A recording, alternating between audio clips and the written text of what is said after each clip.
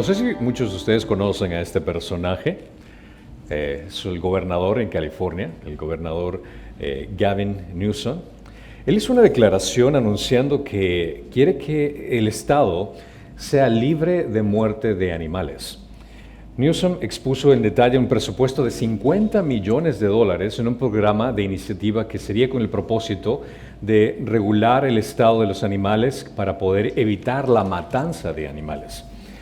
Sin embargo, el asesinato de los seres humanos no parece estar en su prioridad dentro de este contexto, ya que un ser humano dentro del útero evidentemente no es de su incumbencia, al parecer. Newsom hizo la declaración de queremos ser un estado que no mate, pero claramente él se refirió única y exclusivamente a los animales. Si bien el objetivo de poner fin a la eutanasia de animales es loable, es una ética bastante retorcida cuando pones en el otro lado que no le interesa en lo absoluto el bienestar de los seres humanos. Según el Instituto Guttmacher de Pro Aborto, el antiguo brazo de investigación de Planned Parenthood, al menos 15% de los abortos en todo el país ocurren exclusivamente en California. Sin embargo, el número podría ser mucho más elevado, ya que esta organización no comparte todas las estadísticas a esta organización. California requiere y pide a las universidades públicas que se den píldoras abortivas en los campus con facilidad, y lo hacen para que incluso sea conocido como un estado donde la gente va para hacer turismo de aborto en este sentido. California es uno de los estados más proabortivos del país. Además de matar a niños antes de nacer mediante el aborto, también California permite matar a los niños cuando ya nacieron. Es decir, si es que ya nació, si es que quieren dejarlo sin ningún cuidado médico, eso no sería considerado un crimen. Las leyes actuales incluso también aprueban el hecho de que una persona adulta pueda cometer suicidio asistido dentro de este lugar. Como puedes ver, es interesante y es admirable el hecho de que se quieran proteger animales, pero es triste el hecho de que un ser humano no tenga valor para estos gobernadores, para este estado. Sin embargo, Newsom y los políticos de California carecen de una compasión para los seres que llevan la imagen y semejanza de Dios. Esta ética retorcida de las prioridades es algo que incluso interesantemente Jesús también tuvo que lidiar. El contraste de los líderes religiosos que colocaban el bienestar de animales por encima del bienestar de los seres humanos, pero en su perspectiva apoyando un sentido más legalista. Al continuar en nuestro estudio de Mateo, Mateo sigue en el incidente después del campo. Recuerdan que estamos hablando el capítulo anterior, cuando los apóstoles estaban tomando trigo para poder comer y exclusivamente que era en el día de reposo, el día sábado. Y este incidente que vamos a ver adelante ocurrió después de este evento. Este incidente respalda que la misericordia que Jesús tiene para la gente no tiene un día delimitante, él ocurre en cualquier situación. Así que vamos a escuchar lo que mencionan las Escrituras en Mateo capítulo 12, del versículo 9 al 14. Pasando de allí, entró en la sinagoga de ellos, y he aquí, había allí un hombre que tenía una mano seca, y para poder acusarle le preguntaron diciendo, ¿es lícito sanar en el día de reposo? Y él les dijo, ¿qué hombre habrá de vosotros que tenga una sola oveja, si ésta se cae en el hoyo en un día de reposo, no le echa la mano y la saca? Pues, ¿cuánto más vale un hombre que una oveja? Por tanto, es lícito hacer bien en el día de reposo. Entonces dijo el hombre, extiende tu mano. Y él extendió, y le fue restaurada, sana como la otra. Pero cuando los fariseos salieron, se confabularon contra él para ver cómo podrían destruirle. Amén. Este incidente vemos que ocurre en los otros evangelios sinópticos, también está en Marcos capítulo 3 y en Lucas capítulo 6. Al parecer, después del incidente que tuvo Jesús con los apóstoles, estaban caminando en este lugar, ahora se topa con esta nueva situación. En este sitio se encuentra ahora entrando en una sinagoga y allí se encuentra con un hombre que tenía una mano seca y preguntaron si podían curarle, pero haciendo relación si es que podría sanarle durante el día de reposo. Como podemos ver, estamos pasando de un evento donde que Jesús comienza diciendo que partió de un pasaje anterior en un campo No se dice específicamente dónde se encontraba este campo, así que no tenemos una referencia exacta de dónde ocurrió este incidente, pero esta es la primera controversia después de la que ocurre allí fuera del campo, donde se encuentran en una sinagoga, donde en un día de reposo la gente se reunía. Una sinagoga, para que tengan una idea, es un lugar de una reunión, un lugar de culto. Se desarrolla dentro de una comunidad judía y era prácticamente como un equivalente a lo que nosotros entendemos por lo que es el contexto de la iglesia, donde la gente iba, aprendía de la palabra de Dios, se hablaban de las escrituras, la gente era bienvenida. Es que un maestro llegaba a un pueblo, era invitado a la sinagoga para poder expandir la palabra de Dios. Entonces la sinagoga local era el centro de la vida comunitaria, donde la gente del pueblo se reunía para conversar. Y aquí es donde se da un evento muy interesante, donde Jesús está llegando a este lugar y los líderes religiosos que se encuentran aquí, los fariseos, traen a esta persona dentro de este evento. Ahora, como los fariseos buscaban continuamente de alguna forma acusar a Jesús, indudablemente plantaron a este hombre dentro de la sinagoga. Crearon un incidente y Mateo describe que los enemigos de Jesús, tomando la iniciativa, ponen el hombre en medio de todo esto que tenía una necesidad bastante obvia. Aparentemente el hombre mismo no inició la interacción. Ninguno de los tres evangelios sinópticos menciona que este hombre esté buscando esta sanación. Es decir, en otras palabras, vemos que esta persona no fue a la sinagoga buscando a Jesús. Él estaba callado durante todo este tiempo, pero los fariseos fueron los que iniciaron esta conversación. Aparentemente Jesús lo observaba de cerca para ver si lo observaban a él, si es que él iba a curar a esta persona. Este hombre tenía un problema en una extremidad.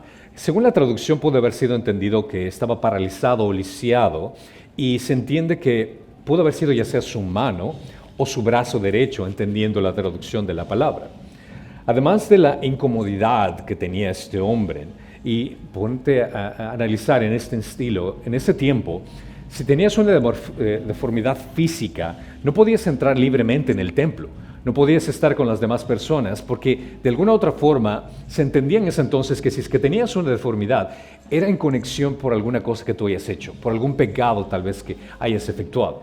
Por ende, imagínate estando en una situación donde tienes tu brazo o tu mano que esté visiblemente dañada, la gente te iba a evitar en cierto sentido. No podías trabajar normalmente como en cualquier otro lugar. Entonces, la incomodidad de este hombre era bastante y nadie quería asociarse tal vez con este hombre. Entonces, ¿cómo llega este hombre a la sinagoga? También suena bastante extraño, a menos de que haya sido traído a este lugar a propósito.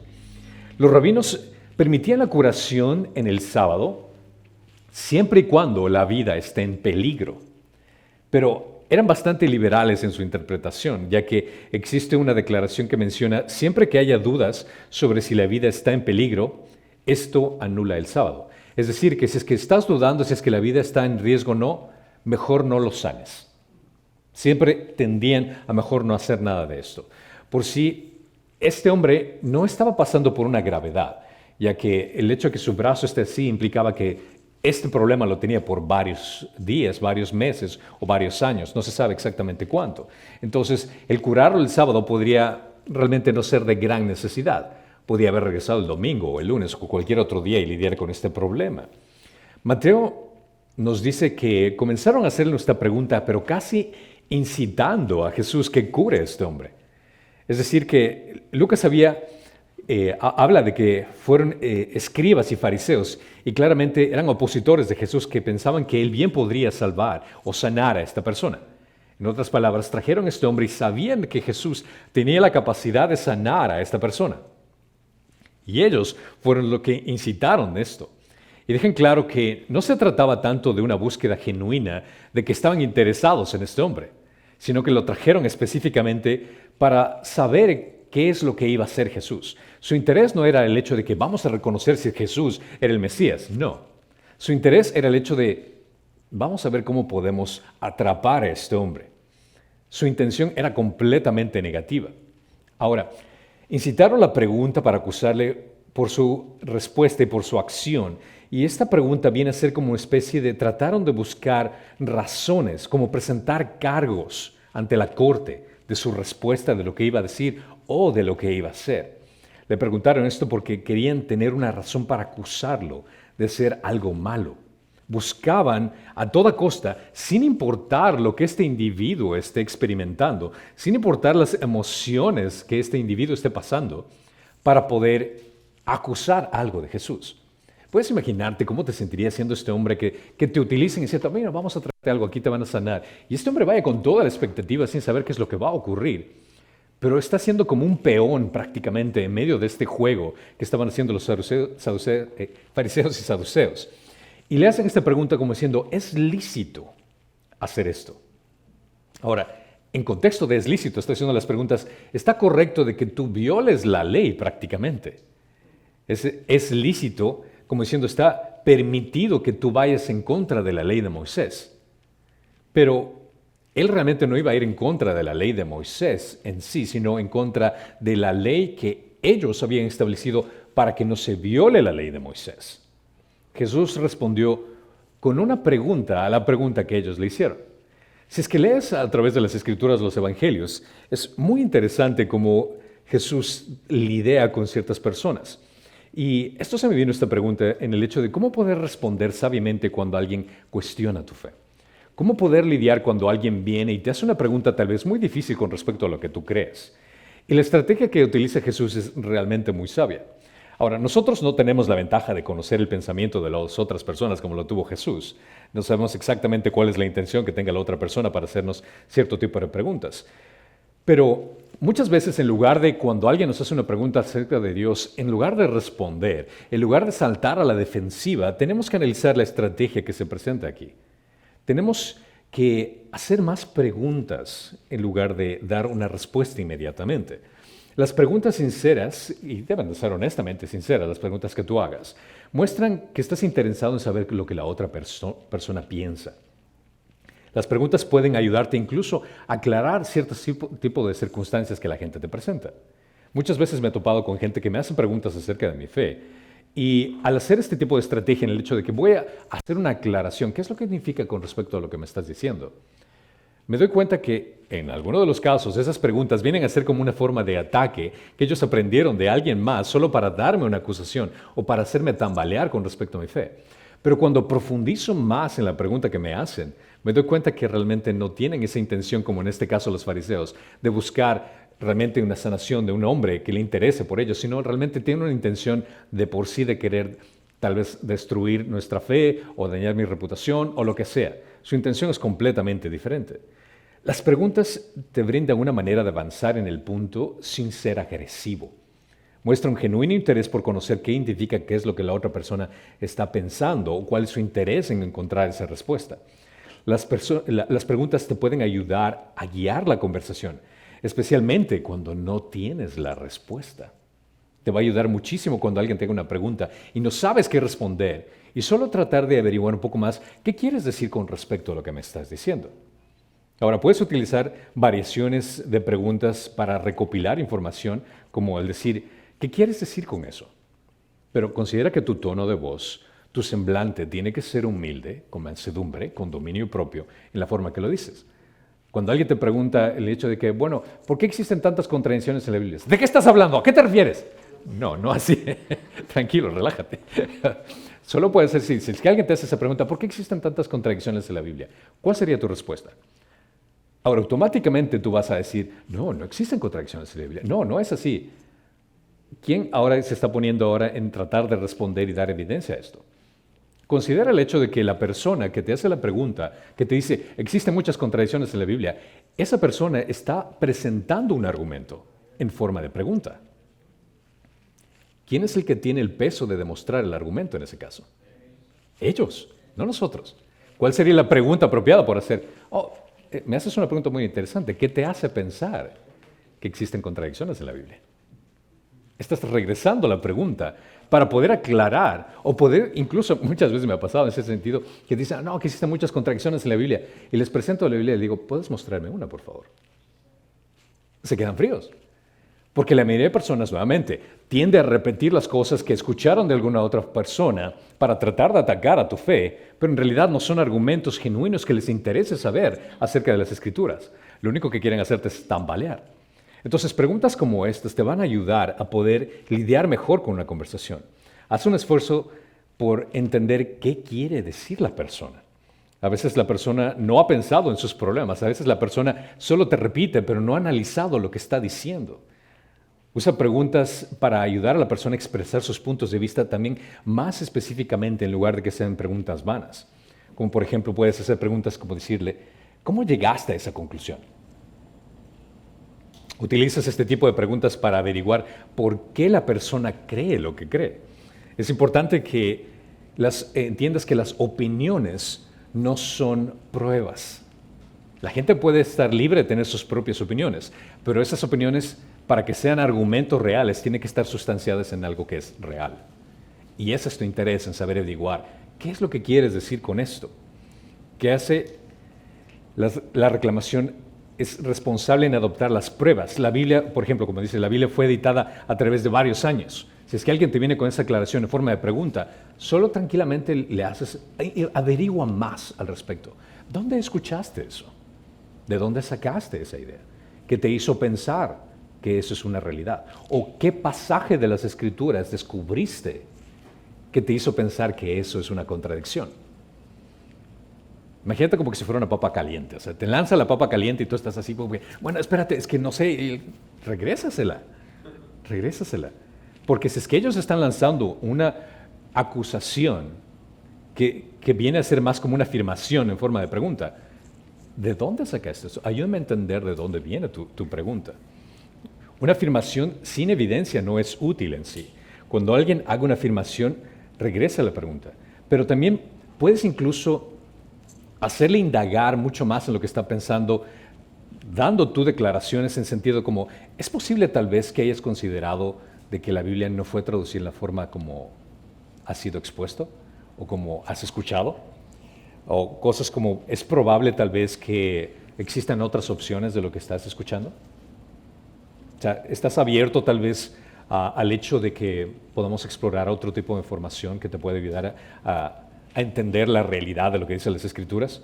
Así que ten mucho cuidado de no morder el anzuelo. Cuando alguien te lanza una pregunta, relájate, no respondas, analiza la pregunta. Muchas veces las preguntas vienen a ser muy capciosas o realmente sin sentido, que la gente bien intencionada dice, defiendes la fe y vas inmediatamente, pero muchas veces las preguntas vienen en el sentido para hacernos caer.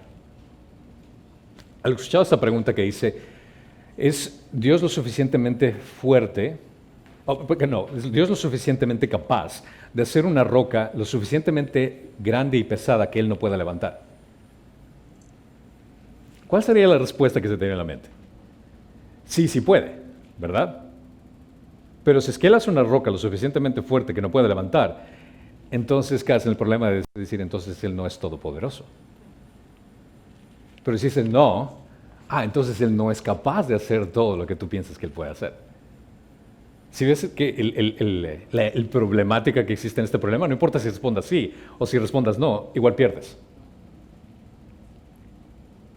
Ahora, si analices y tomas tiempo la pregunta, vas a darte cuenta que la pregunta es un absurdo, porque está combinando algo finito con algo infinito. Está comparando algo que es sólido con algo que es espiritual, por ponerlo de esta forma. Entonces, la pregunta en sí está mal elaborada. Es como que si yo te pregunte, ¿cómo huele el azul? ¿O qué color tiene el amargo? O sea, como que es una categoría errónea. No puedes compararlo uno con lo otro, no tiene sentido tu pregunta.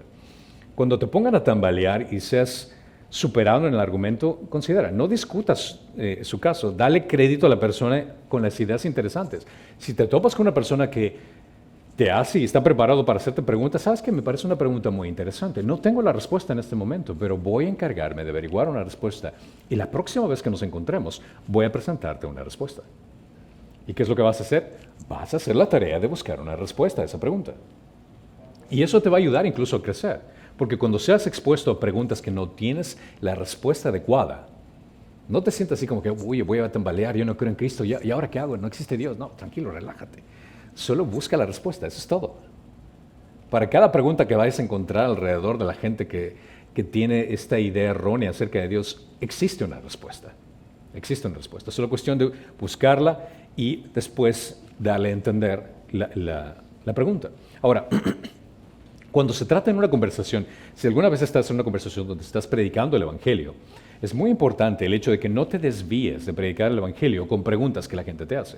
Por ejemplo, si es que mi objetivo es predicar el Evangelio a alguien, el hecho de que entiendan de que Jesús es el que murió en la cruz por tus pecados, que Él resucitó el tercer día y venció la muerte para darnos vida eterna para todos aquellos que creen en Él. Si estás en el proceso de explicar el Evangelio y te hace la pregunta, pero ¿qué con respecto al hecho de si es que Pablo, por ejemplo, estuvo casado o no? O sea, no tiene nada que ver con el Evangelio, así es, pero ¿sabes qué? Me parece una buena pregunta. Vamos a llegar a eso al final, pero primero déjame explicarte lo que quiero decirte.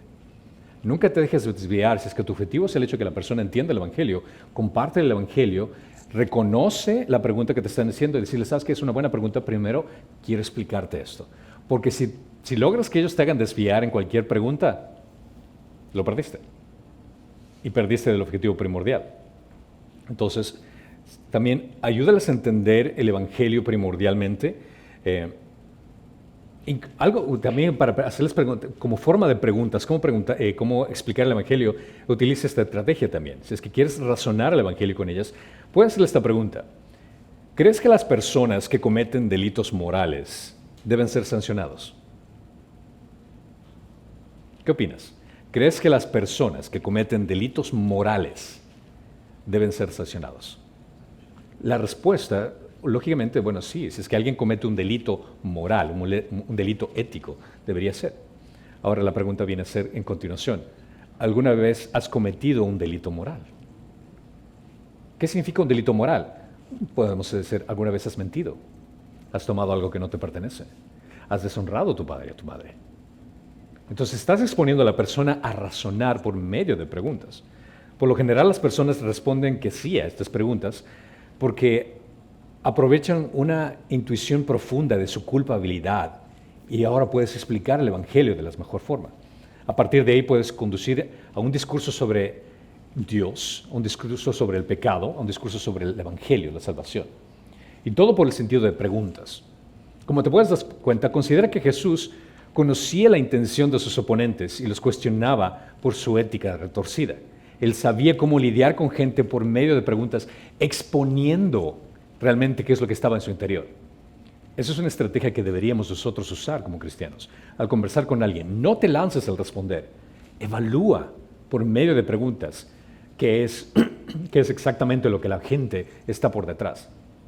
Incluso puedes hacer esta pregunta, y se los he mencionado anteriormente, que en algunas ocasiones la gente me ha dicho o me ha hecho preguntas cuestionando la fe y les digo, permíteme hacerte solo esta pregunta antes de comenzar con la lista de cuestionamientos que me estás haciendo con respecto a la fe. Si yo podría darte una respuesta razonable a cada uno de los cuestionamientos que me estás haciendo, ¿entregarías tu vida a Cristo? La respuesta generalmente me dicen no. Ok, entonces déjame decirte que tú no tienes un problema intelectual.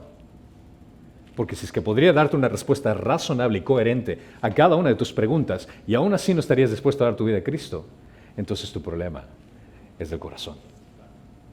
Nuestra conversación viene a ser prácticamente una pérdida de tiempo tanto para ti como para mí. Tú no estás en búsqueda de la verdad, no te interesa la verdad. A ti solo te interesa un argumento con alguien, nada más. O tal vez enorgullecerte por tratar de humillar a alguien más. Entonces no estoy dispuesto a una conversación de ese sentido. Pero si te topas con alguien que genuinamente está interesado, adelante, invierte en esa persona. Jesús le responde en el versículo 11 y les menciona y les dijo, ¿qué hombre habrá de vosotros que tenga una sola oveja?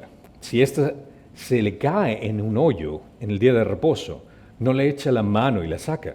Pues ¿cuánto más vale un hombre que una oveja? Por tanto, es lícito hacer bien en el día de reposo. ¿Qué hombre de vosotros lo hace hacer de una forma más personal? Como diciendo, estamos todos aquí en el mismo lugar, en el mismo pueblo. O sea, ¿quién de ustedes no tendría el corazón para poder cuidar algo que les sirve de sustento? Y los judíos en general mostraban un gran cuidado por sus animales y tomaban las medidas necesarias para librarlos de una situación que podría hacerles daño. Menciono esto porque, por ejemplo, cuando leemos en Proverbios 12:10 menciona, el justo se preocupa de la vida de su ganado. Claramente menciona el hecho de que ellos tienen un interés por cuidar sus propios animales, e incluso es que eso se representaba en el día del sábado.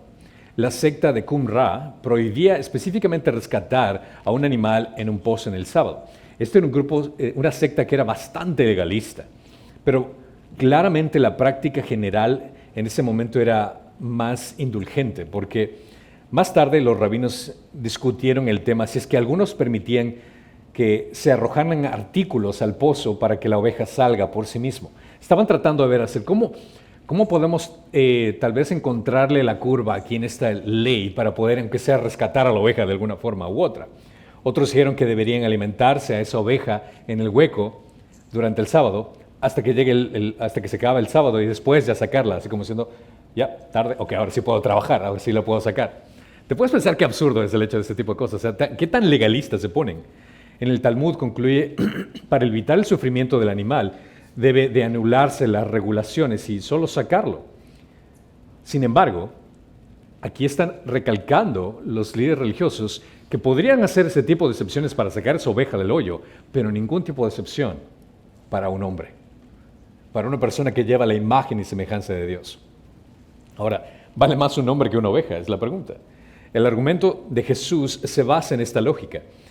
Puesto que está permitido ayudar a una oveja, que es un animal, durante el día del sábado, también no sería permitido ayudar a alguien que tiene la imagen de Dios durante el sábado.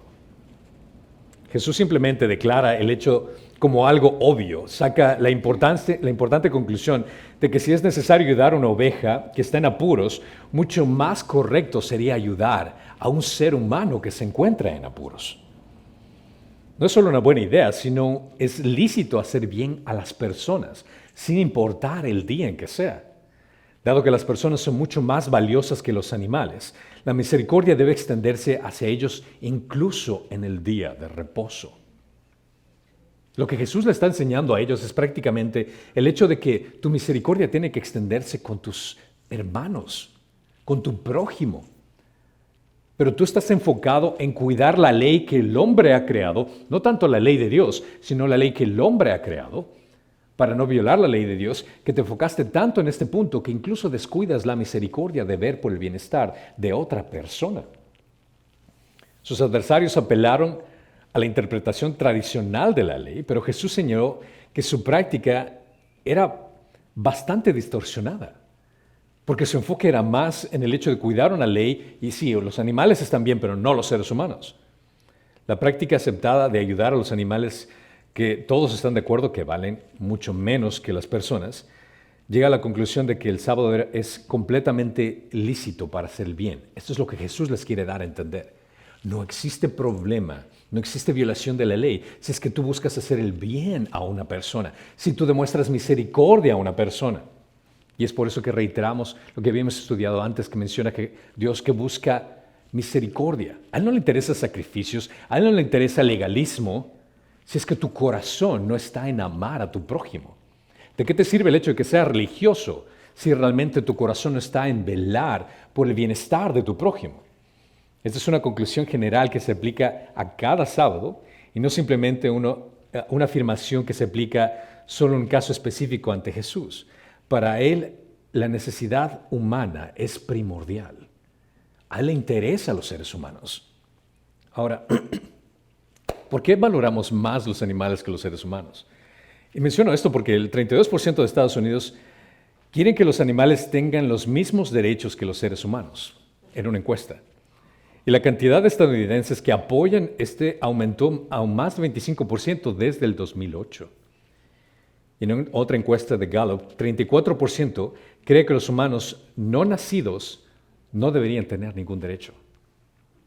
Qué torcida esta perspectiva.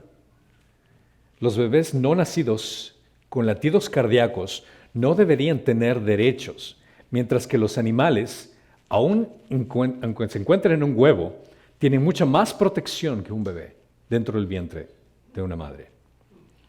Es triste incluso como en el aspecto, hablando del términos racistas incluso, por ponerlo de esta forma, un ser humano de raza negra tiene más riesgo en estar en el vientre de su madre que estar fuera de la calle en Nueva York. Porque los niños más abortados en Nueva York son de raza negra. Tristemente, esa es la realidad. Planned Parenthood utiliza localidades dentro de comunidades latinas, dentro de comunidades negras, donde específicamente su intención es eliminar más a este tipo de culturas, estos grupos étnicos. Mientras que los fariseos y los saduceos lo hacían para cumplir sus propias leyes con la intención de obedecer a Dios en su perspectiva religiosa, en la actualidad la razón principal que se da por el infanticidio en el mundo es por conveniencia más de la madre. Porque muchas personas intentan hacer esta acusación, bueno, pues el hecho de que existe una dificultad, ¿qué con respecto a violaciones? ¿Qué con respecto a incestos? Pero si es que haces un análisis estadístico, esto es menos del 1% de todos los abortos. Si es que haces una conversación con alguien que te quiera presentar este argumento, solo respondes esta pregunta, alguien que esté a favor del aborto, y le dices, ok, si es que esos son los argumentos por los cuales estás a favor del aborto, ¿estarías dispuesto o dispuesta a apoyar el aborto única y exclusivamente en incestos y violaciones? Te garantizo que la respuesta que van a dar es no. Entonces no utilices ese argumento como tu razón primordial. Esa es tu excusa para tratar de hacer lucir algo malo utilizando algo perverso. Esa no es una razón lógica. Debemos de reconocer que lamentablemente la idolatría humana, el hecho de buscar la satisfacción personal, es lo que se ha convertido en la razón primordial para el ataque de aquel que lleva la imagen y semejanza de Dios. Lamentablemente, las motivaciones para matar a un bebé en la actualidad de una madre, que sigue siendo madre, una persona que asesina a su hijo en una clínica abortiva, no deja de ser madre. No deja de ser madre. Pero ahora prácticamente está involucrado en un crimen en este caso. Y la mayoría de los casos es por conveniencia personal. Conveniencia personal. Y tristemente estamos ahora en una sociedad donde eso se apoya, se motiva a grandes rasgos. Es triste cuando leemos la historia, por ejemplo, en el pasado, donde sacrificaban a los bebés y se da una idea atroz del hecho de que presentaban los bebés delante de un Dios que ponía en las manos, un Dios creado de metal, y el bebé se lo ponía en esas manos de metal y se lo quemaba al bebé en ese entonces. Y se tocaban tambores sumamente fuertes para evitar el llanto del bebé en ese entonces. Pero si analizamos lo que estamos haciendo hoy en la actualidad, a ellos realmente se sonrojarían con la cantidad de seres humanos que estamos matando hoy en la actualidad y en la forma como se da en la actualidad. Tristemente estamos viviendo en una sociedad donde ahora lo malo se llama como bueno y lo bueno se llama como malo. Pero entendemos que para Dios los seres humanos tienen valor, tienen significado, porque llevan su imagen y semejanza. Aunque la vida de este hombre no estaba en peligro, Jesús no vio ninguna razón para la que no debería sufrir un momento más. Él se dio cuenta de que esta persona estaba pasando por una necesidad y no tenía que seguir sufriendo más. Ahora, Jesús puede haber dicho, ¿sabes qué? Para evitarme problemas aquí con los fariseos, ven mañana o nos encontramos mañana, te sano y todo queda bien. Pero no, tu necesidad está en este momento y vamos a tratarla con este momento. Ellos le cuestionaron si era lícito hacer el bien el día de reposo. Los maestros judíos permitían que se dieran ayuda a personas en el sábado, como tal vez dar de comida a una persona hambrienta, siempre y cuando la vida esté en peligro. Pero la vida del hombre no estaba en peligro en este caso, y las leyes relativas que tenían ellos del sábado todavía estaban en vigor. El argumento de Jesús en este caso es que el bienestar total de una persona tiene una prioridad sobre las leyes que estas personas habían creado. Jesús eliminó así cualquier posible objeción a lo que iba a hacer, porque las Escrituras no lo prohibían y su lógica era perfecta. La misericordia era más importante. Este hombre tiene la imagen de Dios y cualquier cosa que haga, ustedes no tienen ningún argumento para lo que va a ocurrir. En el Nuevo Testamento, ninguna parte equipa la observación del día domingo o del día sábado como la observancia del sábado que se entendía en el Antiguo Testamento. Ni sugiere que el sábado deba de ser tratado de una manera diferente a los otros días como ceremoniales o rituales, Por eso los adventistas siguen estando en ese mismo error, porque traen una regla legalista para ponerlo en el sábado, que si es que no lo haces, la adoración o reunión el día sábado, esa es una marca que usualmente llevan para decir, eres parte de los que están salvos. Y eso es lamentablemente algo que se arrastra hasta la actualidad. Ese legalismo. Pero al leer las Escrituras, ninguna parte del Nuevo Testamento conlleva este tipo de legalismo que nosotros tengamos que continuar. Claramente en Colosenses 2:16 menciona, por tanto, que nadie se constituya en vuestro juez con respecto a comida o a bebida en cuanto al día de fiestas o luna nueva o día de reposo, cosas que son sombra de lo que había de venir, pero el cuerpo pertenece a Cristo. Todas esas normas legalistas eran únicamente para apuntar a Jesucristo. No era para el hecho que continuemos con la ley. No era para el hecho que continuemos en ese peso, en ese yugo de la ley. ¿Por qué? Porque Jesús trajo un yugo diferente. Su yugo es fácil, su carga es ligera. La iglesia primitiva en realidad prohibió cualquier norma de trabajo en el día de reposo, viendo ese descanso como judaizante. Las normas que tenían los líderes religiosos, la iglesia primitiva dijo, no, vamos a parar con eso porque eso es una carga para la gente. Durante los primeros 3 siglos de la historia de la iglesia, los cristianos gentiles rara vez tenían la oportunidad de descansar, ya que el imperio romano que tenían sobre ellos los hacía trabajar durante todo el día. Ahora, lo que nosotros conocemos como el sábado, el descanso del sábado, fue un legalismo puritano que se dio, interesantemente. Y como Constantino adjudicó el domingo como el día libre garantizado, podemos agradecer que tenemos sábado y domingo de descanso debido a estas dos fuentes. Así que gracias a los legalistas puritanos y gracias a Constantino tenemos un fin de semana.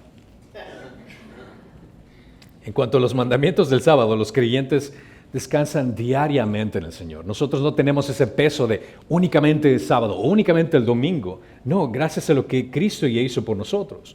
Mateo 11:28 menciona, venid a mí todos los que estéis cansados y cargados, y yo os haré descansar. Tomad mi yugo sobre vosotros y aprended de mí, que soy manso y humilde de corazón, y hallaréis descanso para vuestras almas, porque mi yugo es fácil y mi carga es ligera. Hebreos 4:9 menciona, queda por tanto un reposo sagrado para el pueblo de Dios, pues el que ha entregado su reposo, él mismo ha reposado de sus obras, como Dios reposó en las suyas. Por tanto, esforcémonos en entrar en ese reposo, no sea que alguno caiga siguiendo el mismo ejemplo de desobediencia. ¿Quién es nuestro reposo? Cristo es nuestro reposo, Jesús es nuestro reposo. La prioridad ética de los fariseos estaba enfocada en cuidar las leyes establecidas que ellos habían creado. Ellos habían puesto ese yugo sobre la gente para que los cumpla.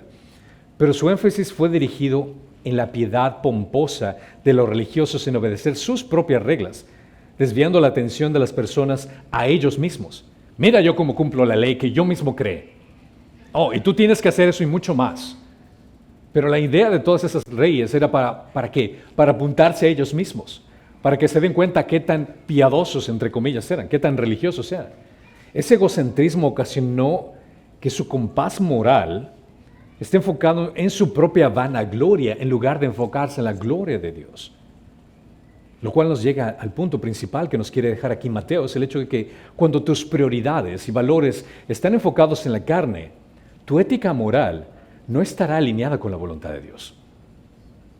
Cuando tus prioridades y valores están enfocados en lo que el mundo dice que es lo que tienes que hacer, ¿qué es lo que va a pasar con tu ética moral? Va a apuntar al mundo.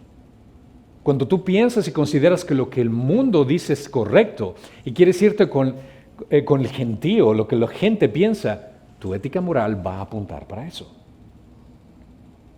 No va a estar alineada con la voluntad de Dios.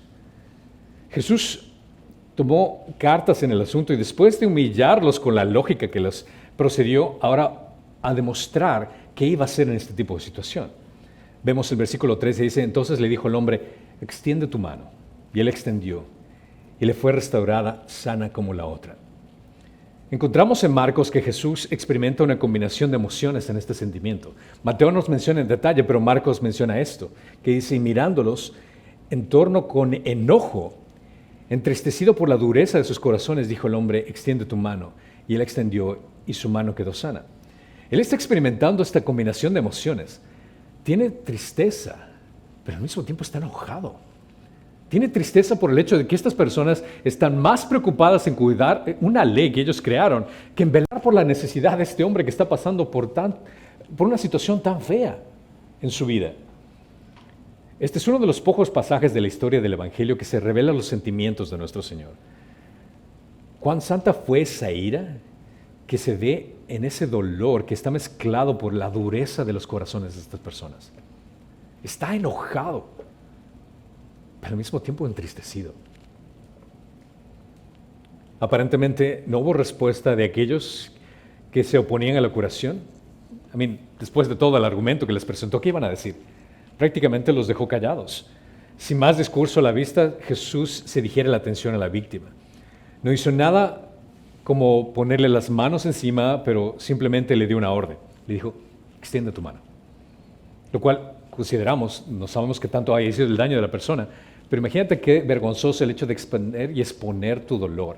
El extender la mano y decirle, mira, esto es lo que soy, esto es lamentablemente mi identidad. Este daño físico es lo que la gente mira en mí primordialmente. Mateo deja en claro que la mano del hombre fue completamente sanada, lo que convirtió en un sábado completamente memorable para ese hombre. El día en que se topó con su Creador, que lo restauró por completo, físicamente. Este hombre pasó de ser un peón de un juego sucio de los fariseos a un receptor de la muestra de misericordia de Dios. Me imagino que este hombre entró en esta sinagoga pensando, no sé, me trajeron aquí para algo, no tengo idea para qué, y se dio cuenta de pronto cómo estaban tratando de hacer estos fariseos, estos saduceos, hacerlo caer a Jesús, y de pronto se topa con esta persona que no se sabe si lo conocía o no, y solo le obedece lo que le dice. Él está prácticamente siguiendo el juego de estos fariseos y saduceos, hasta que ahora toda la atención se presenta en Jesús, por lo que hizo en él. Este hombre estaba sumamente feliz y sorprendido del milagro y se olvidó por completo de la situación en la cual se estaba involucrado. Continúa diciendo, pero cuando los fariseos salieron, sería increíble leer ahí, se alegraron tanto y comenzaron a seguir fielmente a Jesús. Pero no dice eso. Pero cuando los fariseos salieron, se confabularon contra él para ver cómo podían destruirle. ¿Puedes imaginar ese contexto? El estar en ese lugar y ver un milagro, o sea, sin lugar a dudas, estas personas lo trajeron. Por lo menos pensarías como fariseo, leí las escrituras, sabemos de este Mesías que va a hacer milagros y de pronto lo estoy poniendo este enfermo. Enfrente de esta persona dirías, bueno, creo que este es el Mesías. Pero salieron con una idea completamente diferente. La historia de la curación de la mano paralizada del hombre llegó a su clímax en la expresión de hostilidad y odio que comenzó a crearse en los fariseos contra Jesús. Mateo nos dice que salieron de la sinagoga y planearon un asesinato, lo cual demuestra una ética pervertida y legalista. Ellos, en lugar de ponerse contentos por lo que había ocurrido, planearon cómo podemos matar a aquella persona que acaba de sanar a este individuo en el sábado. Dios había hecho algo maravilloso por el hombre anteriormente lisiado, pero no fue esto lo que les impresionó. Más bien estaban preocupados por la violación de la ley de los hombres. No por el mandamiento de Dios, sino por su propia comprensión de lo que ellos requerían que supuestamente tendría que hacerse el sábado. Uno esperaría lo contrario en ese momento, después de que Jesús primero dio un buen argumento, los calló a todos y comenzó a hacer hizo este milagro enfrente de ellos. Una persona diría, ¿sabes qué? Estoy equivocado, cometí un error. Quería ponerte en una trampa, pero me acabo de caer en cuenta de que tú realmente eres el Mesías. Pero no. Ellos pensaron cómo destruirle. En lugar de dejarse llevar a impresionarse o conquistarse por lo que están viendo, decidieron que tenían que matarlo. Los fariseos, al parecer, querían aplicar todo el peso de la ley en Jesús. ¿Y en qué me refiero con todo el peso de la ley? Porque si leemos en Éxodos 31:14 menciona, por tanto, habéis de guardar el día de reposo porque es santo para vosotros. Todo el que lo profane morirá irremisiblemente, porque cualquiera que haga obra alguna en él, esta persona será cortada de entre su pueblo. Este debe haber sido el versículo que se les vino a la mente en ese momento. ¿Cómo podemos matarlo? Por lo que acaba de ser. El complot de los fariseos para destruir a Jesús parece estar mal motivado. dada la incertidumbre general acerca de dónde trazar límites específicos de qué es lo que son las normas de Dios y qué son las normas humanas, vamos a lanzarlas las dos en el mismo pozo y vamos a juzgar a este Jesús que acaba de hacer algo que va en contra de lo que nosotros pensamos que está mal. Lo que probablemente haya resultado más provocativo para los líderes religiosos es el hecho de que Jesús estaba poniendo en tela de juicio lo que los líderes religiosos consideraban importante. Porque imagínate, estás en una sinagoga, le presentan esta situación a Jesús, la gente está alrededor viendo qué va a hacer, y Jesús los deja callados con el argumento, como diciendo, es más importante la misericordia que tu legalismo, es más importante ver por el bienestar de esta persona que tu religiosidad. Lo sana. ¿Qué es lo que la gente va a pensar alrededor? Wow, creo que voy a poner atención a lo que menciona este Jesús, porque los fariseos no pueden hacer esto. Entonces, esto era lo que más les preocupaba a ellos, el hecho de que ahora la atención se estaba yendo más para Jesús. Y es por eso que ellos se llenaron de ira. Esta es la primera mención explícita de sus designios de asesinos que tenían ellos, y discutían entre sí qué podrían hacerle a Jesús. Conspiraban para matarlo. Alguien que no estaba de acuerdo a cómo ellos regían la ley para la gente.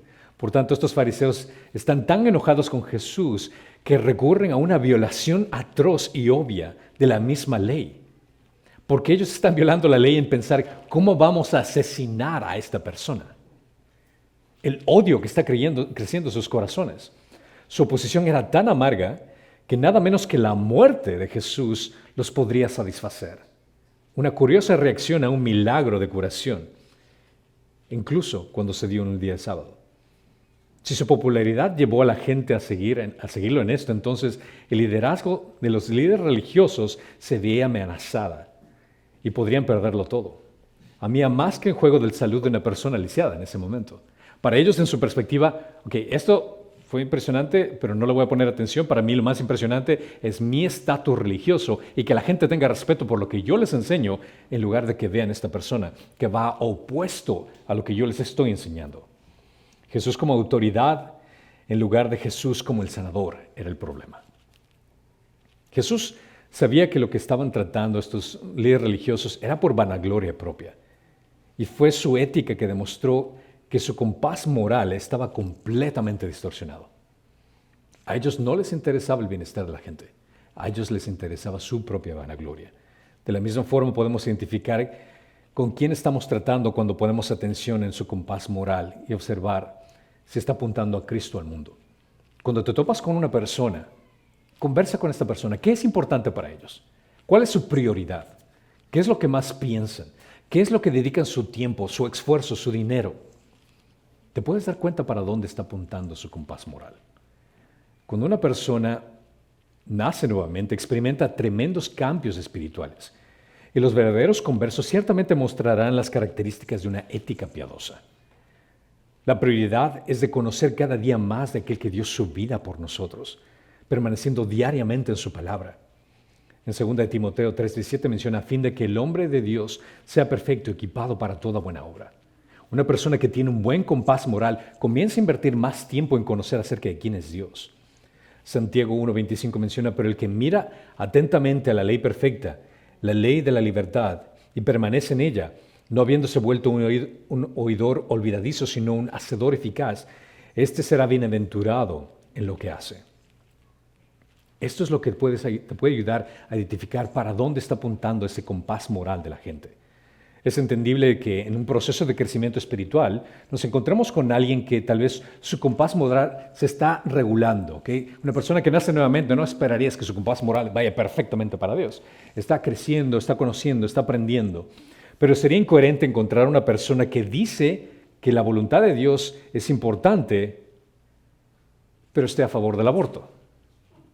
Así como que, puedo entender si es que eres un cristiano que ha nacido nuevamente, tienes que aprender acerca del valor del ser humano, pero no puedes identificarte como una persona que dice que es cristiano nacido nuevamente, pero está a favor de la muerte y el asesinato de aquellas personas que llevan la imagen y semejanza de Dios. No tiene coherencia. O como también he escuchado a algunas personas que dicen, bueno, yo soy un homosexual cristiano. A ver, explícame. ¿Te identificas con tu pecado y al mismo tiempo te identificas con Cristo? ¿Cómo funciona eso? También podrías encontrarte entonces con gente que diga, bueno, yo soy un adúltero cristiano. Qué absurdo que suena, ¿verdad? Pero estamos comparando pecados con pecados. No puedes identificarte con un pecado y al mismo tiempo seguir a Cristo y poner los dos al mismo dilema. Puedes encontrarte con un cristiano que esté lidiando con tentaciones homosexuales, sí. Puedes encontrarte con un cristiano que esté lidiando con problemas que les lleven a adulterio, sí. Pero no puedes poner tu pecado y tu identidad en Cristo al mismo nivel. Primero Juan menciona, porque todo lo que hay en el mundo, la pasión de la carne, la pasión de los ojos y la arrogancia de la vida, no proviene del Padre, sino del mundo. Si te topas con una persona que tiene un compás moral bastante equivocado y dice ser cristiano, o una de dos, o te topaste con un cristiano que apenas acaba de conocer a Cristo, o una persona que está completamente equivocada acerca de quién es Cristo.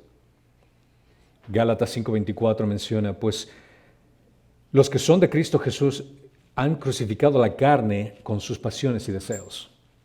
Eso es una realidad de todo cristiano. Tú te pones en segundo plano.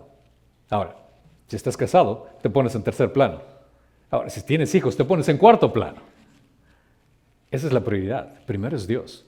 Segundo es tu cónyuge. Tercero son tus hijos. Al último vienes tú. Los pecadores verdaderamente convertidos han confiado solo en Cristo y buscan ser cada vez más como Cristo todo el tiempo. Los que dicen ser cristianos deben exhibir las características de los verdaderos cristianos, una sana doctrina, obediencia a la palabra de Dios y amor. Y aunque los falsos cristianos, aquellos que dicen ser cristianos, a veces pueden engañarnos, ciertamente nunca van a engañar a Dios. En Hebreos 4:13 menciona, y no hay cosa creada oculta a su vista, sino que todas las cosas están al descubierto y desnudas ante los ojos de aquel a quien tenemos que dar cuenta. La gente podrá engañarnos a nosotros. Yo me he topado con gente que han jugado el rol de ser cristianos increíblemente bien, pero después sale al aire cierto tipo de vida que han ocultado y dices, ¿cómo no puede darme cuenta de eso? Podemos engañar a la gente con nuestras actitudes, pero nunca, jamás vamos a poder engañar a Dios, a quien vamos a rendir cuentas al final. Mateo dejó claro que Jesús cuestiona la ética moral de los fariseos, al preocuparse más por rescatar a una oveja en el día de reposo que por sanar a un lisiado en agonía. Claramente los que recibieron este mensaje, los primeros cristianos que recibieron este evangelio, entendieron que Jesús está más interesado en mostrar misericordia y velar por las necesidades del afligido que por obedecer las leyes farisaicas que ponen en tela de duda la ética moral de los fariseos. Recuerda que nuestras prioridades y valores van a revelar exactamente dónde está tu corazón. Las prioridades de Jesús son diferentes a las nuestras, porque Él se enfoca más en santidad, en pureza. Mientras que nosotros pensamos tal vez en las prioridades más físicas, tal vez, en satisfacer nuestro propio cuerpo. Pero a medida que vamos conociendo más a Dios, a medida que vamos conociendo más de su palabra, vamos a entender de que lo que le satisface a Él es que seamos más como Cristo. Y mientras seamos más como Cristo, nuestro compás moral va a apuntar más a Dios en todo. Es más importante mostrar misericordia y velar por las necesidades del afligido que obedecer legalismos o poner en tela de duda las prioridades de Dios. Debemos de reconocer de que Dios es nuestra prioridad. Su palabra es lo que nos dirige para saber dónde tenemos que apuntar nuestro caminar, nuestro estilo de vida y cómo debemos de vivir. Cualquier otra cosa, lo únicamente que demuestra es el hecho de que nuestro corazón no está en el lugar correcto. Y si no es así, de todo corazón te pido, arrepiéntate, que significa cambia tu forma de pensar y dirígete a aquel que sabe cómo tienes que vivir. Amén. Padre Santo, Señor, gracias te damos por no solo salvarnos, sino también darnos un compás moral por medio de tu palabra, por entender para dónde quieres que sigamos, cómo quieres que nos comportemos, Señor. Y Jesús, tú nos diste un ejemplo perfecto de cómo vivir. Sabemos que nunca vamos a poder ser como tú, pero nuestro corazón y nuestro ideal es seguir el camino que tú diste. Vamos a fallar, nos vamos a caer, pero seguiremos adelante, Señor. Ayúdanos a que este mundo no nos contamine, que no seamos distraídos por las cosas que este mundo tiene que ofrecer. Y que podamos mostrar esa misericordia que tú nos has demostrado a la gente a nuestro alrededor y representarte de la mejor forma, siendo la sal y la luz que tú nos has llamado a ser, por honor y gloria de tu nombre. En Cristo Jesús. Y todos dicen...